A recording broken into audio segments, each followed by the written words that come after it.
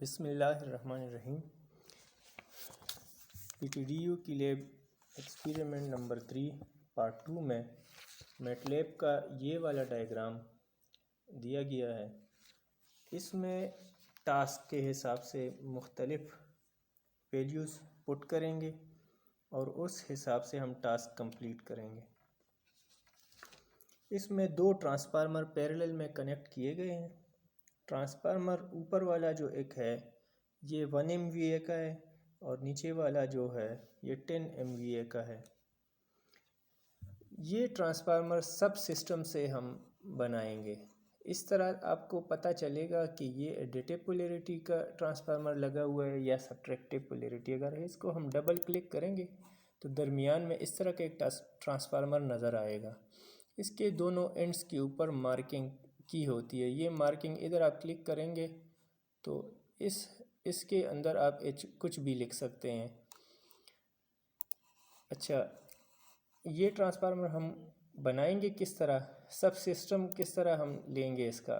तो यहाँ पे एलिमेंट्स में से मैं एक ट्रांसफार्मर लेता हूँ, ठीक है, और इसको डबल क्लिक करके इसका जो 3 फेस वाइंडिंग ट्रांसफार्मर चेक वाला ऑप्शन है उसको अनचेक करूँगा, ठीक है। ये सिंगल फेस ट्रांसफार्मर बन जाएगा और इसी ट्रांसफार्मर के ऊपर मैं राइट क्लिक करूँगा तो हमारे पास मेन्यू आएगी इसकी, और जहाँ पे सब सिस्टम एंड मॉडल रेफरेंस ये लिखा हुआ है उसमें हम नेक्स्ट फर्दर जाएंगे और क्रिएट सब सिस्टम फ्रॉम सिलेक्शन।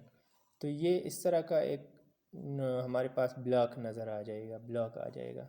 इस ब्लॉक को हम ओपन करेंगे, ठीक है। तो इसमें लो वोल्टेज साइड और हाई वोल्टेज साइड दोनों मेंशन की हुई है ऑलरेडी। लीनियर ट्रांसफार्मर है और इसका जो 2 इंटरनल लिखा हुआ है उसमें उसको डबल क्लिक करके उसकी 2 को की जगह हम कुछ भी लिख सकते हैं। 1 2 3 4 ये तरतीब जिस तरह से पहले से दी गई है ये ठीक है इस तरह। और इसके नीचे जो कुछ हमने लिखना है यानी मार्किंग करनी है वो इधर सिंपल क्लिक करके हम कर सकते हैं। यहाँ पे मैं लिखता हूँ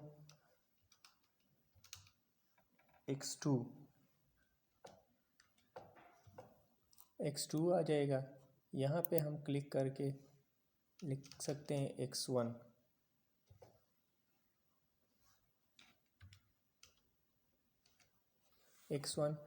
इसी तरह दूसरी साइड पे अगर मैं h1 लिख दूँ तो ये हाई टेंशन साइड को ज़ाहिर करेगा और नीचे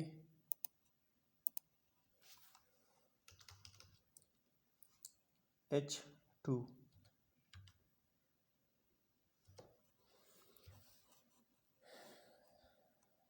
ठीक हो गया इस तरह।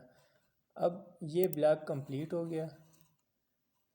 ये यहाँ पे h2 h1 x2 x1 ये एडिटिव पोलैरिटी ट्रांसफार्मर हमारे पास एक ब्लॉक बन गया। इसको हम यहाँ पे पैरेलल ट्रांसफार्मर पैरेललिंग के लिए इस्तेमाल करेंगे। सब सिस्टम की जगह आप इसको मेंशन कर सकते हैं यहाँ पे 1 MVA।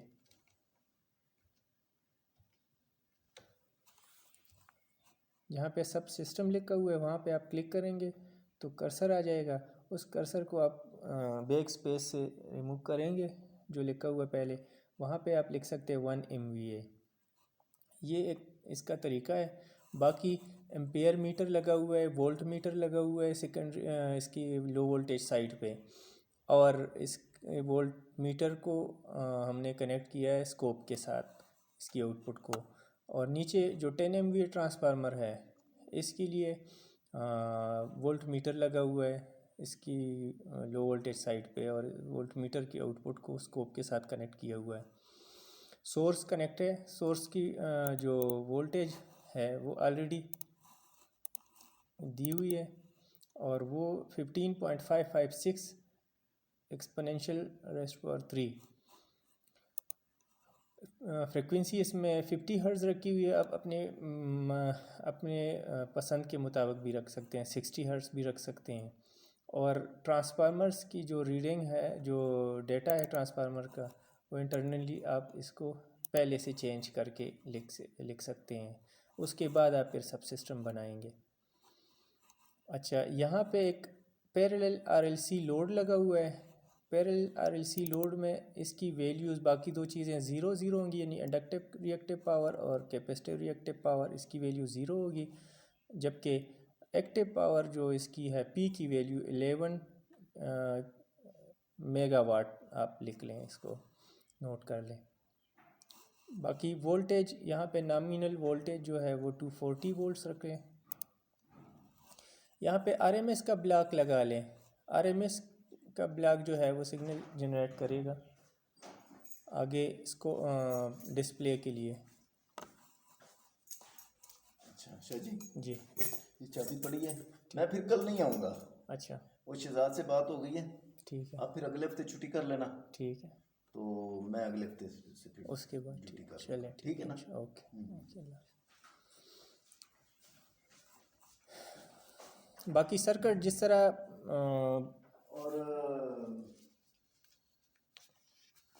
चलो कोई मसला हुआ तो मुझे फ़ोन पे आप कर लेना। चलें, ठीक हो। बाकी मैटलैब मॉडल जिस तरह आपको एक्सपेरिमेंट में दिया गया है उसी तरह आप बना लें। सिर्फ वोल्ट मीटर एक्स्ट्रा में 2 ऐड कर लें और वो लो वोल्टेज साइड, दोनों ट्रांसफार्मर की लो वोल्टेज साइड पे लोड से पहले लगा लें, ताकि आपको वोल्टेज का अंदाज़ा हो जाएगा। इसमें टास्क जो दिए गए हैं, टास्क में के बारे में मैं आपको बता दूं कि क्या क्या चीज़ें आप लोगों ने करनी है, वो आप समझ लें। टास्क में आप लोगों को समझ नहीं आती होगी तो वो मैं आपको अभी बताता हूँ।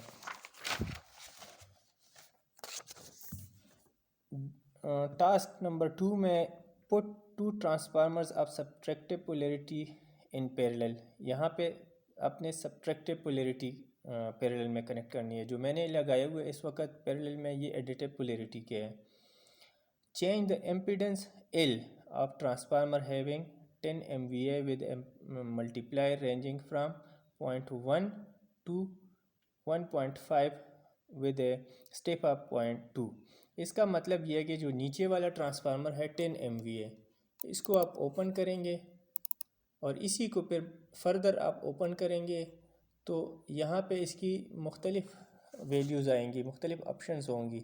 Nominal power, frequency, winding 1 parameters, winding 2 parameters, winding 3 parameters. क्योंकि ये सिंगल फेस ट्रांसफार्मर तो इसमें 2 किस्म की वाइंडिंग्स होंगी, प्राइमरी और सेकेंडरी।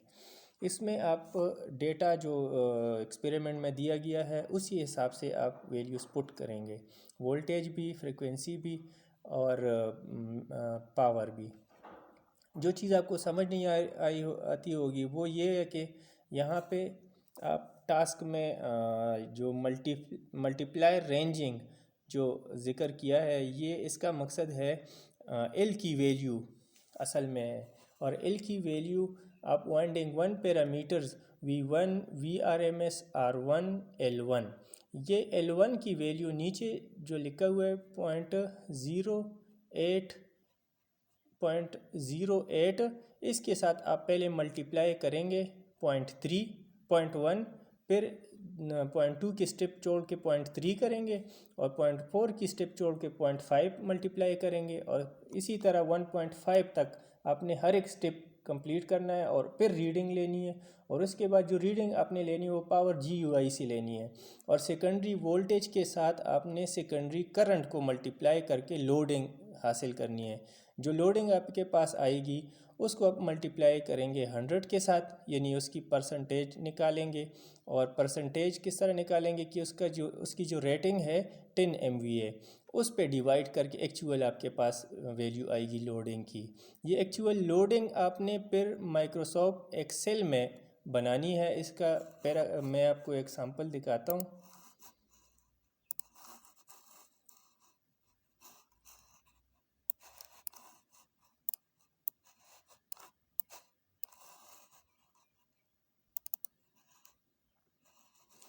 ये इसका एक सैम्पल है। इसी तरह आपने एडिटिव पोलैरिटी और सब्ट्रैक्टिव पोलैरिटी और जो जितने भी टास्क हैं उस हिसाब से आप लोगों ने इस तरह का एक ग्राफ बनाना है या बार चार्ट जो इसमें ज़िक्र है वो नीचे दिया गया है, उसको आप स्टडी कर लें, आपको पता चल जाएगा। इस तरह का बार चार्ट बनाना है आप लोगों ने, जिसमें परसेंटेज होगी लोडिंग की कि ट्रांसफार्मर कितना लोड है, इस वक्त कितने परसेंट लोडेड है। यहाँ पे मेरे पास जो एडिटिव पोलैरिटी में वो 93.2% लोडेड है पहली 0.1 के हिसाब से। 0.1 जो मल्टीप्लायर रेंजिंग है, 0.1 जब मैंने मल्टीप्लाई किया था एल के साथ तो 93.2% लोडेड था। जब मैंने 0.3 मल्टीप्लाई रेंजिंग ली है तो उस वक़्त ये 106.7% लोडेड हो गया। और इसी तरह 0.5 जब मैंने लिया तो ये 104.4% लोडेड हो गया। अच्छा, दूसरे टास्क में लिखा है put two transformers of additive polarity in parallel, यानी दो ट्रांसफार्मर आप एडिटिव पोलैरिटी के ले लें और पैरेलल में कनेक्ट कर लें, इसी तरह जिस तरह मैंने कनेक्ट किया और इसी तरह बाकी भी करने हैं।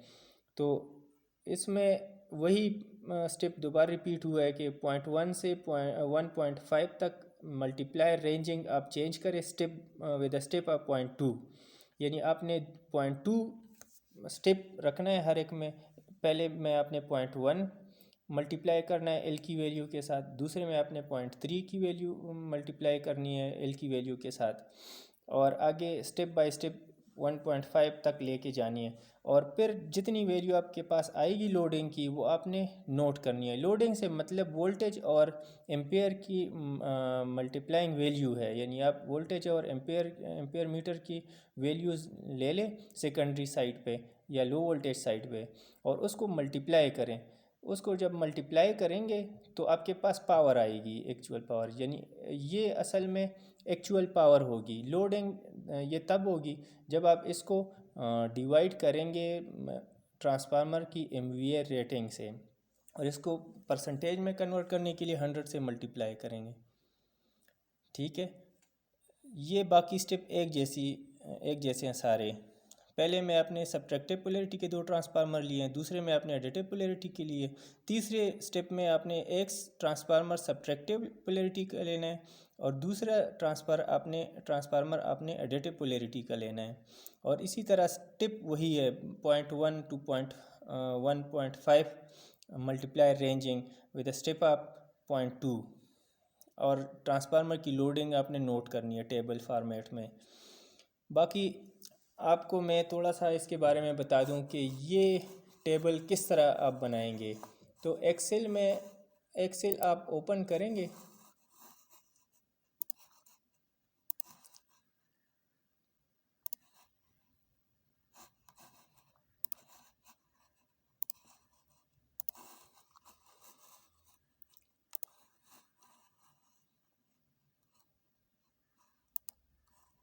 एक्सेल जब आप ओपन करेंगे तो इसमें ये आपके पास पेज ओपन होगा।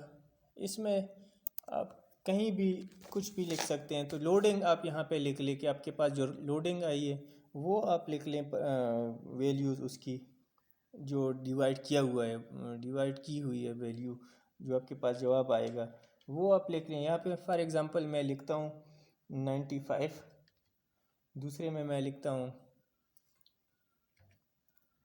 72, इसी तरह 62, 52, यानी आप कुछ एग्ज़ाम्पल में आप कुछ भी ले सकते हैं।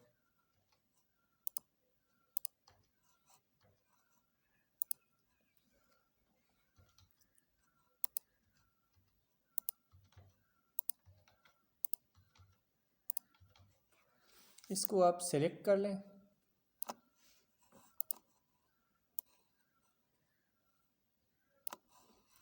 यहाँ पे आपके पास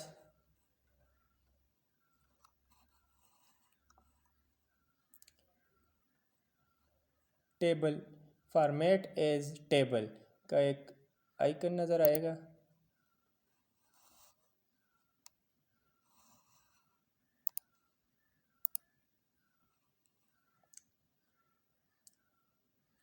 डेटा बार्स, उसमें बार चार्ट आप देख लें।